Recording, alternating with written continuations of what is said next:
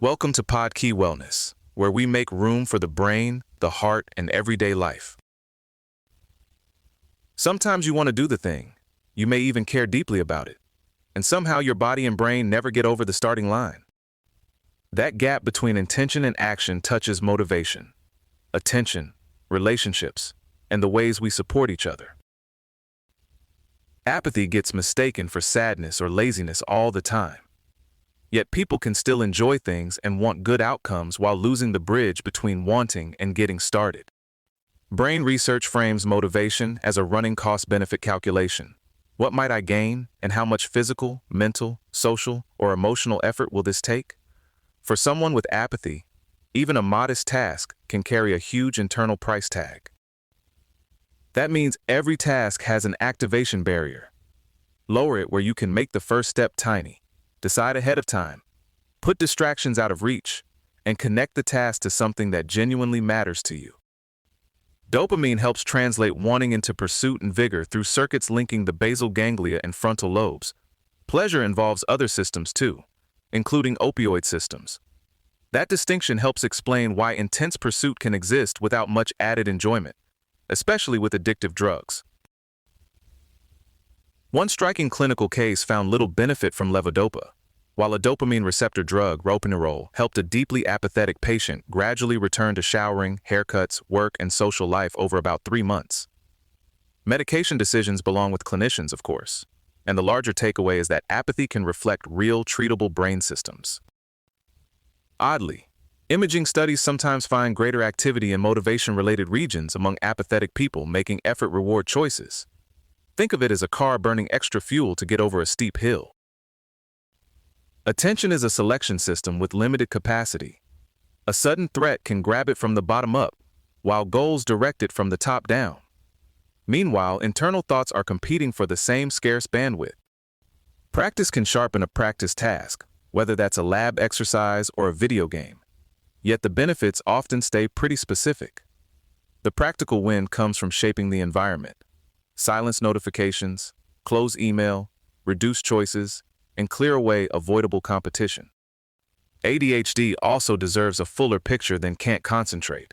It can involve difficulty sustaining attention, highly variable responses, and remarkably intense focus when something is intrinsically rewarding. Motivation systems may be part of that story. Algorithmic feeds make this harder.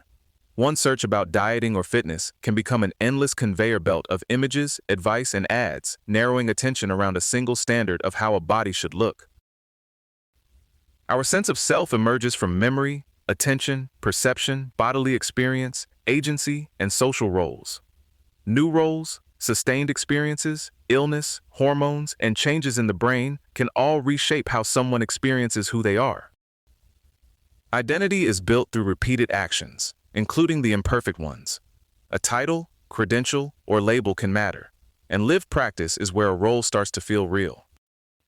Purpose, curiosity, openness to new experience, exercise, and cardiovascular health all connect with cognitive resilience.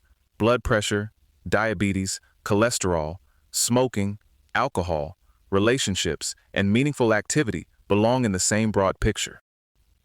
Post-mortem studies suggest around 20 to 30% of people who never developed dementia still had hallmark Alzheimer's changes, including amyloid plaques and tau tangles. Pathology can begin 10 to 15 years before symptoms, and it does not map neatly onto a person's future functioning. That makes screening ethically complicated. It also makes everyday behavioral changes worth noticing. In healthy older adults, higher apathy scores have been associated with about twice the later risk of Alzheimer's disease. For big choices, try a simple future self question. Would the person I become look back on this as valuable or as something to be proud of? It's a useful compass when the immediate option feels easier.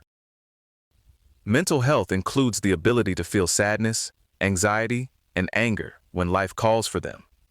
Then manage those feelings without severe disruption to daily life.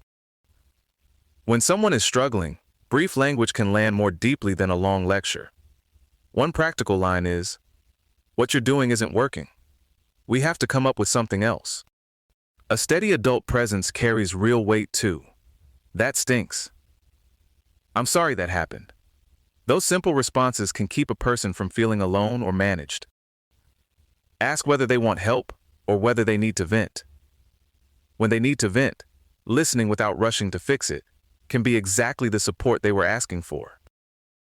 Adolescence often begins around 11 and can stretch into the mid-20s as emotional and regulatory systems keep developing. Teens can create sophisticated work while emotions still pull their reasoning off course. An adult's panic can turn the volume up even further. Girls, in broad research trends, more often talk through distress.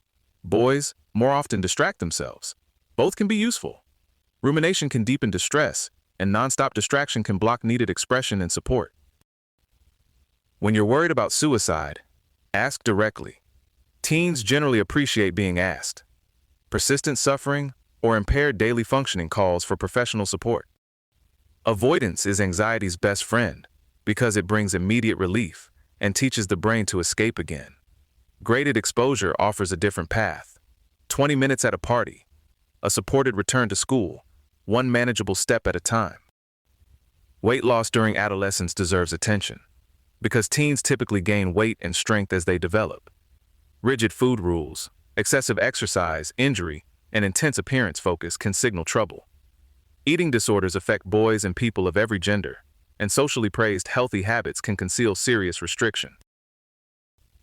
A durable relationship shows itself under stress, job loss, grief, debt, family trouble. Partners stay allies and remain one another's favorite person, both in how they feel and how they act. Watch the small signals, eye rolling, a hostile tone, or a dismissive, yeah, okay, can reveal fraying affection and respect long before a dramatic conversation does. Ordinary rituals protect connection. A weekly calendar check-in, a walk, shared meals, asking what support is needed, and talking about the day's high and low. A hidden note or small gesture can also say, "I still choose you," especially in a hard season. Couples carry younger wounded parts of themselves into adult partnership. Recurring conflict can press on those old injuries. With care, skill, and repeated repair, the relationship becomes a shared thing worth tending, growing, and bringing back to life. That's today's gentle catch-up from Podkey Wellness. Take one small step that lowers the barrier, protects your attention, or helps someone feel less alone. This episode was generated by Podkey. Create your own at podkey.fm.